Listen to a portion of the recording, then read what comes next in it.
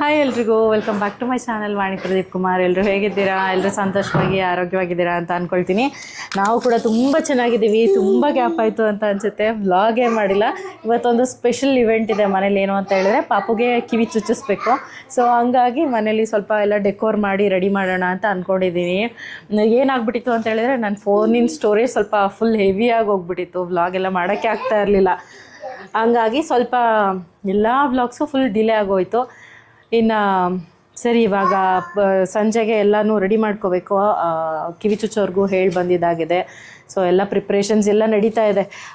Preparations ಅಂದರೆ ಡೆಕೋರೇಷನ್ಗೆ ಇದು ತೊಗೊಂಬಂದಿದೆ. ವೈಶು ಮತ್ತು ವರ್ಷಿಣಿ ಕೂಡ ಹೆಲ್ಪ್ ಮಾಡ್ತಿದ್ದಾರೆ ಇವಾಗ. ಸೊ ಬೇಗ ಬೇಗ ಮಾಡೋದು. ಇವತ್ತು ಬಲಿಕ ಬಕ್ರ ಪಾಪು ಇಲ್ಲಿ ನೋಡು. ಹಾಯ್ ಹೇಳಪ್ಪು.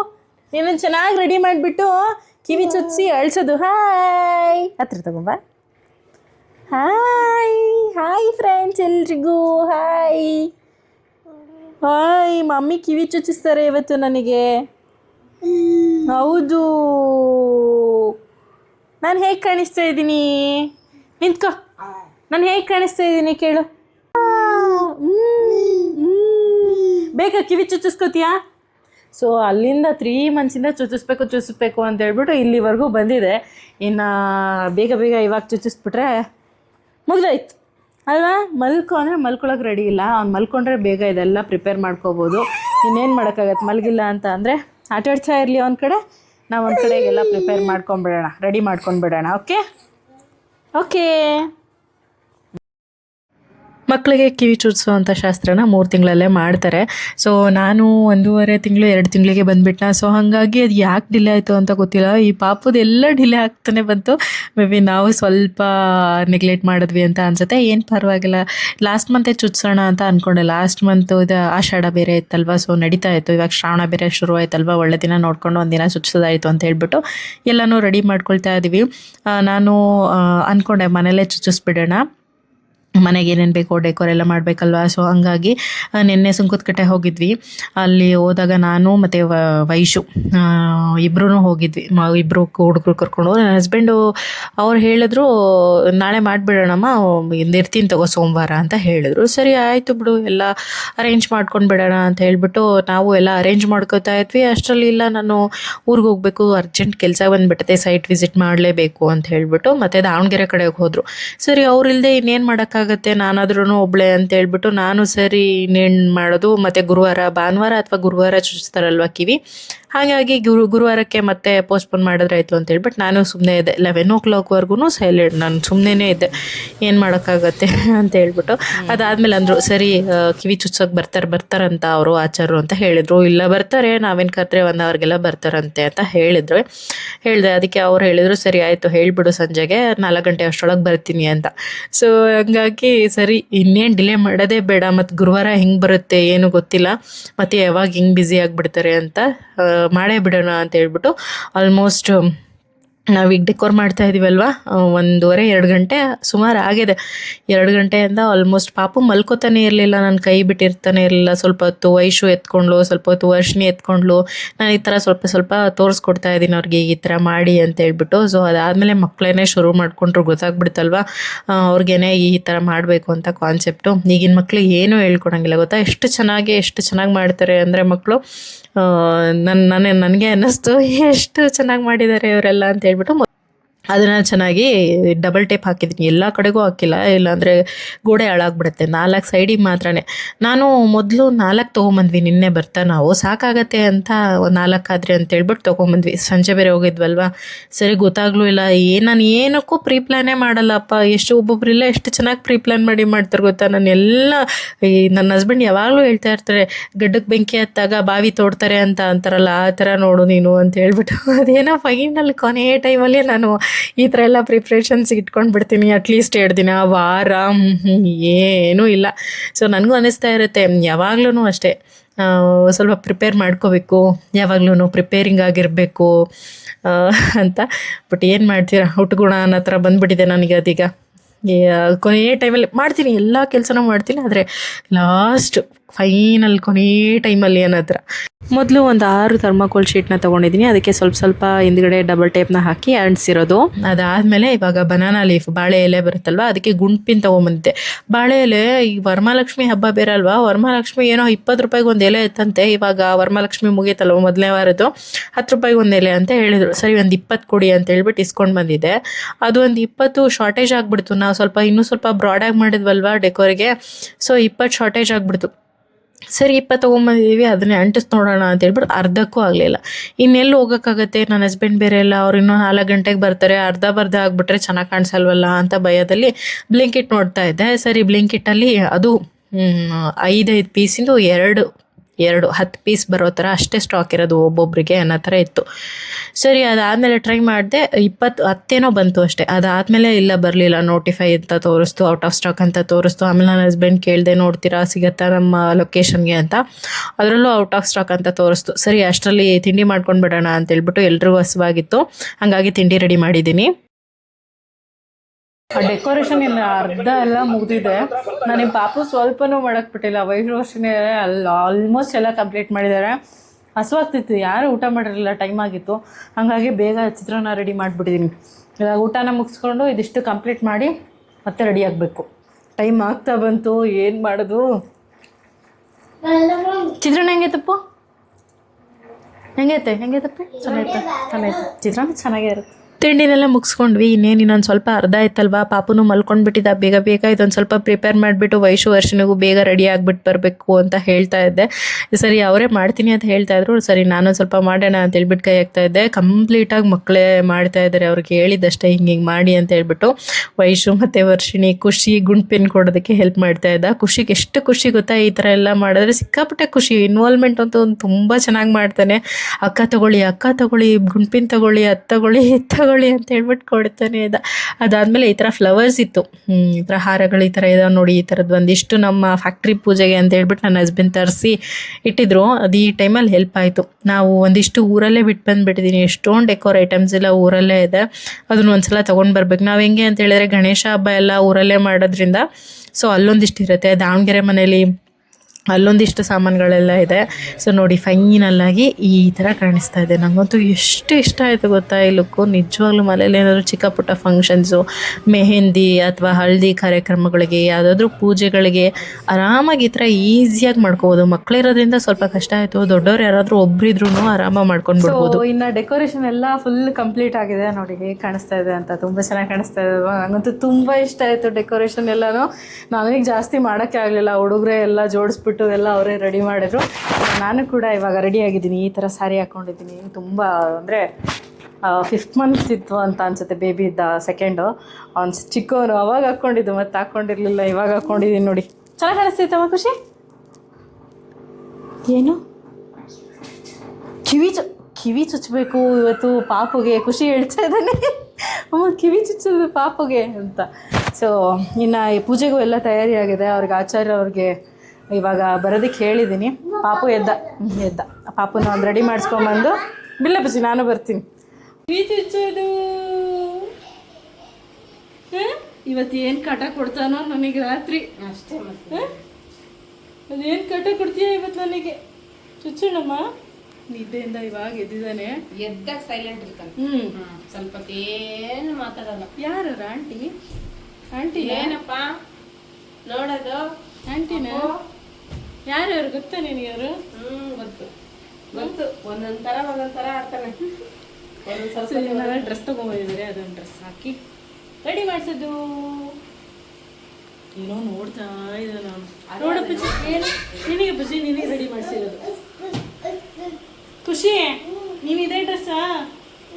ಡ್ರೆಸ್ ಚೇಂಜ್ ಮಾಡಲ್ಲ? ಹಾಂ ಮಳೆ ಬರ್ತೈತಿ. ಮಳೆ ಬರ್ತೈತಿ. ಇಲ್ಲಡಪ್ಪ ಅಪ್ಪ, ಇಲ್ಲಡು ಅಕ್ಕ ನೋಡು, ಅಕ್ಕ ನೋಡು, ಅಕ್ಕ ಅಕ್ಕ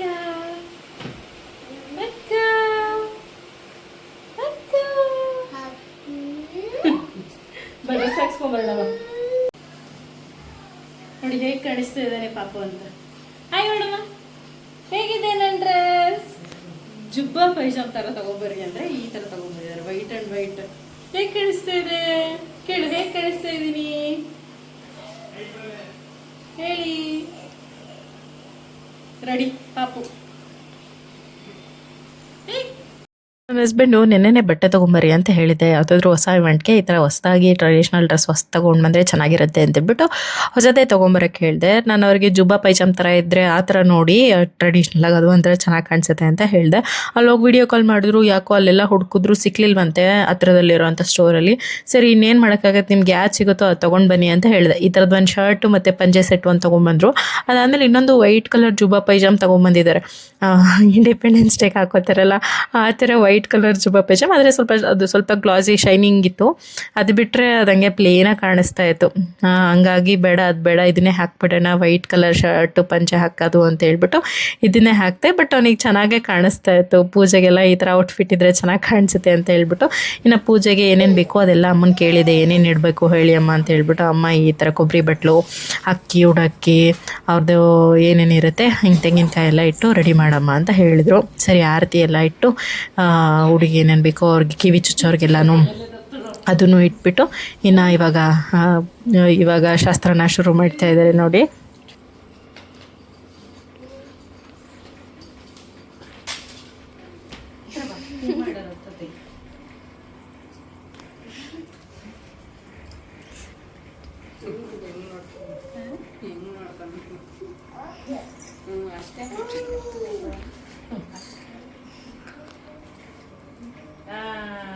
ಜಾಣ ಇರ್ಲಿ ಬಿಡ್ರಿ, ಹಂಗೆ ಬಿಡ್ರಿ.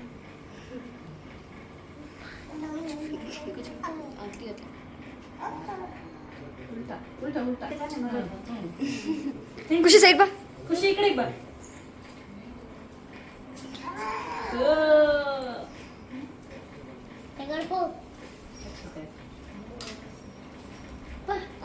ಖುಷಿ ಸೈಡ್ ಬರೋ.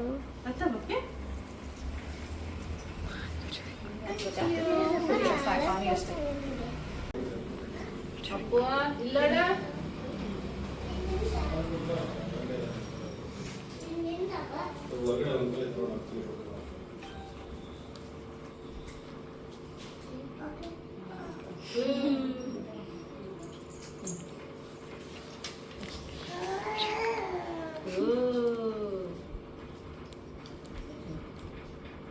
నా ఫోటో వచ్చిందా? అదే పని చీర కట్టుకొని వచ్చినాను.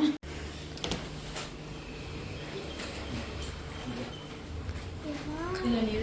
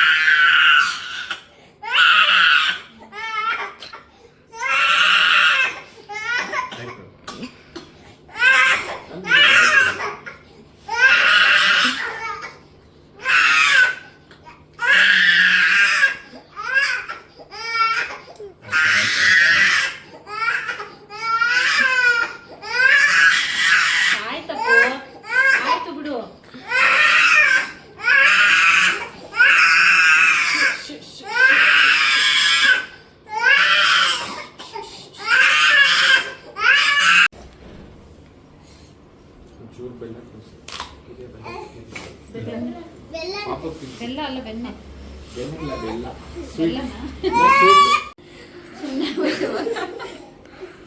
ಬೆನ್ನು ಸೋರ್ಸಿ ಸಮಾಧಾನ ಆಗ್ತಾನೆ. ಈಗ ಹಾಲು ನೀರು ಕುಡಿಸಿ.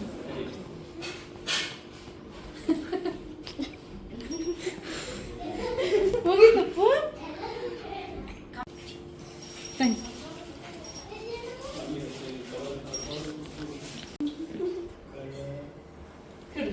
ಥ್ಯಾಂಕ್ಸ್ ವಾಣಿ.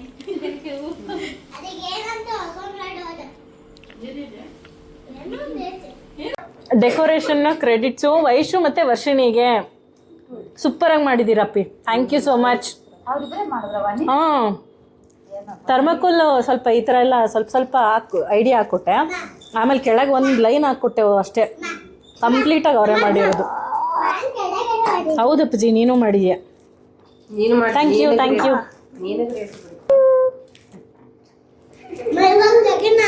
ಹಾಂ ಅಪ್ಪ, ಕ್ಲಾಪ್ ಕ್ಲಾಪ್ ಕ್ಲಾಪ್ ಮಾಡು. Clap clap clap clap clap. ಏ ಮುಗೀತು ಮುಗೀತು. ಏನು ನೀವು ಹೇಳಿದ ಥರನೇ ಸೈಲೆಂಟ್ ಆಗಿ. ಹ್ಞೂ, ಒಂದು ಸ್ವಲ್ಪ ಹೊತ್ತು ನಾವು ಅಳ್ತಾನೆ ಅಂತ ಅನ್ಕೊಂಡೆ. ತುಂಬ ಹೊತ್ತು ಅವರು ಕಿವಿ ಮುಟ್ಬಿಟ್ರಲ್ಲ. ನೀವು ಮೊದಲೇ ಕಿವಿ ಮುಟ್ಟಂಗಿಲ್ಲ, ಡಾಕ್ಟ್ರು ಮುಟ್ಟಂಗಿಲ್ಲ, ಯಾರು ಮುಟ್ಟಂಗಿಲ್ಲ, ಕಿವಿನೇ ಮುಟ್ಟಂಗಿಲ್ಲ ಅವನಿಗೆ. ಭಾರಿ ಶಾಂತಿ ಆಗ್ಬಿಡ್ತು ನೋಡ್ರಿ, ಸುಮ್ಮನಿದ್ದಾನೆ. ನಾನು ಅಳ್ತಾನೇನೋ ತುಂಬ ಅಂತ ಅನ್ಕೊಂಡಿದ್ದೆ. ಹೌದಪ್ಪ, ಮೈಸೂರು ಪಾಕ್ ತಿಂದ ತಕ್ಷಣ ಸೈಲೆಂಟ್ ಆಗ್ಬಿಟ್ಟ. ಇಲ್ಲ ಬೆಲ್ಲ ಇಲ್ಲ, ನಾನು ಮೈಸೂರು ಪಾಕ್ ತಿನ್ಸಿದ್ದು. ಬೇಸರ ಬರ್ತಿದ್ಯಾ? ಬೆಲ್ಲ ಡಬ್ಬಿ ಒಳಗಿತ್ತು. ಚೆನ್ನಾಗಿತ್ತಾ? ಚೆನ್ನಾಗಿತ್ತಮ್ಮ. ಕಿವಿ ನೋಡು, ಚೆನ್ನಾಗಿ ಚೆನ್ನಾಗಿ ಕಾಣಿಸ್ತೈತಾ? ಚೆನ್ನಾಗಿ ಕಾಣಿಸ್ತೈತೆ. ತುಂಬ ಅರ್ಥ ಆಗಿಲ್ವಾ ಅಕ್ಕ? ಜಾರುತ್ತಲ್ಲ. ಏನು ಜಾರತ್ತಪ್ಪ. ಅವ್ನು ಮಾಲ್ಕೆ ಒಂದು ಆಯಿತು, ಕಿವಿ ಆಯಿತು. ಅವನಿಗೂ ಅಲ್ಲೇ ಚುಚ್ಚಿರೋದು. ನೀನು ಇನ್ನೊಂದು ಕಿವಿ ಚುಚ್ಚಿಸ್ಬೇಕಿರು. ಸೊ ಈ ವ್ಲಾಗ್ನ ನಾನು ಇಲ್ಲಿಗೆ ಎಂಡ್ ಮಾಡ್ತಾ ಇದ್ದೀನಿ. ಅಪ್ಪಿ ಸ್ವಲ್ಪ ಮುಂದೆ ಅತ್ತವ ಅಪ್ಪಿ, ಇಲ್ಲಿ ಕೆಳಗಿಡಪ್ಪಿ. ಹಾಂ, ಕೆಳಗೆ. ಸೊ ಈ ವ್ಲಾಗ್ನ ನಾನು ಇಲ್ಲಿಗೆ ಎಂಡ್ ಮಾಡ್ತಾ ಇದ್ದೀನಿ. ಐ ಹೋಪ್ ಈ ವ್ಲಾಗ್ ನಿಮಗೆ ಇಷ್ಟ ಆಗಿದೆ ಅಂತ ಅಂದ್ಕೊಳ್ತೀನಿ. ಇಷ್ಟ ಆದರೆ ಒಂದು ಲೈಕ್ ಮಾಡೋದನ್ನ ಮರಿಬೇಡಿ. ಮತ್ತೆ ಬ್ಯೂಟಿಫುಲ್ ವ್ಲಾಗ್ ಜೊತೆ ಮತ್ತೆ ಸಿಗ್ತೀನಿ. ಅಲ್ಲಿವರೆಗೂ ಟೇಕ್ ಕೇರ್. ಬಾಯ್ ಬಾಯ್ ಬಾಯ್ ಬಾಯ್ ಹೇಳು ಖುಷಿ. ಬಾಯ್ಲಿ ನೀವು ಲೇಟ್ ಲತೀಫಿಯವನು. ಬಾಯ್ ಬಾ ಹೇಳಕ್ ನೀನು.